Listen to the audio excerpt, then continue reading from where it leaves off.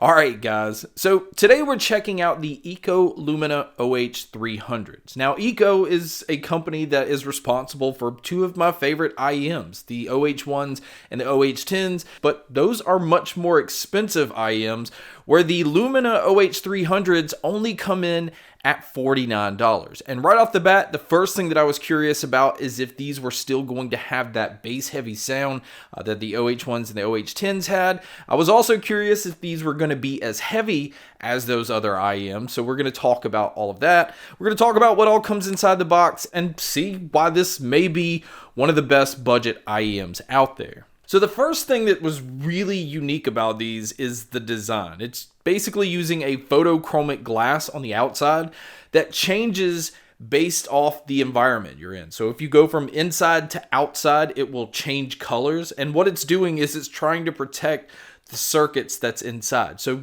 think of it as, a pair of those sunglasses that just change once you go outside and then turn back into normal glasses once you go back inside. It's protecting your eyes, but these are protecting the circuits inside the IEMs. But it's also high-res certified. It's using a 10mm liquid crystal dynamic driver, so it's just a single dynamic driver. And it has a built-in audio tuning board that's eliminating any kind of audio interference while you're using these. And as far as what all comes in the box, it does come with a braided copper cable. It's using the 2-pin connector, which again is very common, so you may already have some 2-pin connector cables lying around.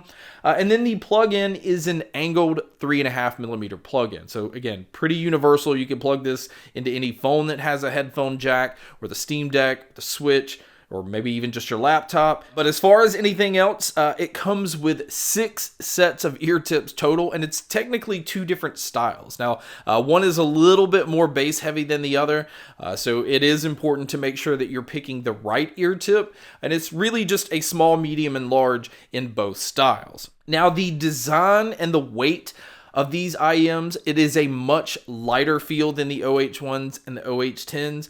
Everything is clear, so you can see the drivers, you can see the circuits, you can see everything inside. And because it's lightweight, this is definitely one of those that I was able to wear pretty much all day and never got uncomfortable, never even really had to feel like I needed to adjust these. So I really like the fit of these over the OH1s and the OH10s because they are much lighter. Now, as far as being able to just plug them in and use them, they do have a very low impedance level of only 32 ohms. It's super easy to drive these, so you can just plug them straight into your phone, your laptop, your Switch, your Steam Deck, anything. Without an amp, you're still going to get plenty of volume. And actually, the lows, the mids, and the highs already come out pretty well without even plugging these into an amp. But like I've said with pretty much any wired product, if you really want to get the most out of them, definitely look into using an amp. It just kind of helps bring out everything a little bit more. It makes the bass more punchier.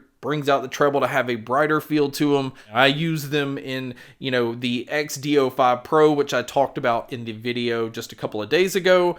And I consider that kind of overkill for something like this. These don't really need something like that that's that powerful.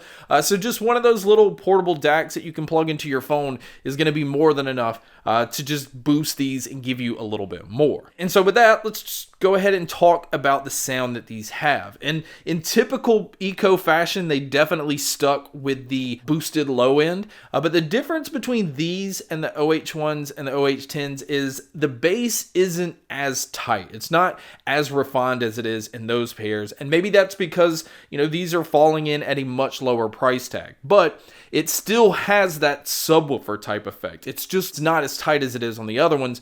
So at times, especially if I'm listening to metal where there's a lot more going on, the bass can kind of roll over onto the mids and the highs a little bit and make it sound a little bit muddier than it does on the OH1s and the OH10s. It doesn't feel like the bass is as separated as it is on the other pairs. But anything that's not chaotic, it has a really bright and clean treble.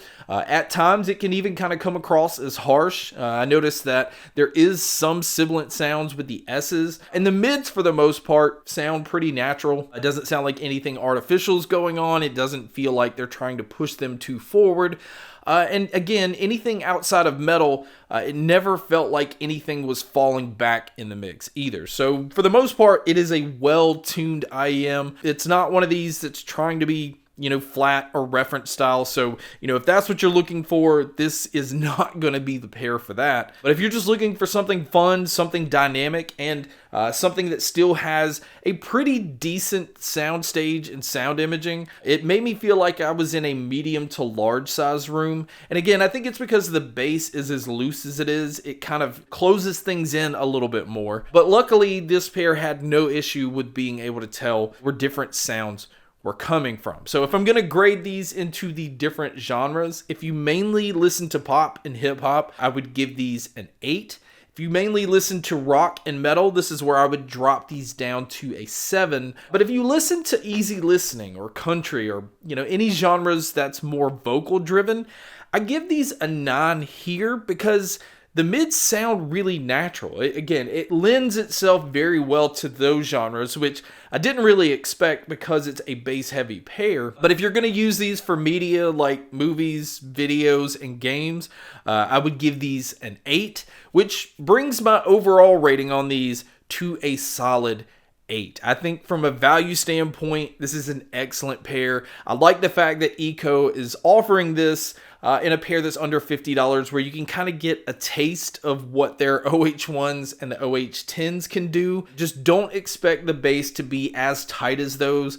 I think this is a very good pair of IEMs for normal consumers to just get into, or maybe even people that already have more expensive IEMs and they're looking for a pair to use at the gym or use outdoors where they maybe don't want to use their much more expensive pair. I think the value is definitely here because the sound is fantastic. I don't feel like they held back there. And I think overall, it's just one of those that's easy to recommend. But guys, that wraps up my video on the ikko Lumina OH300s.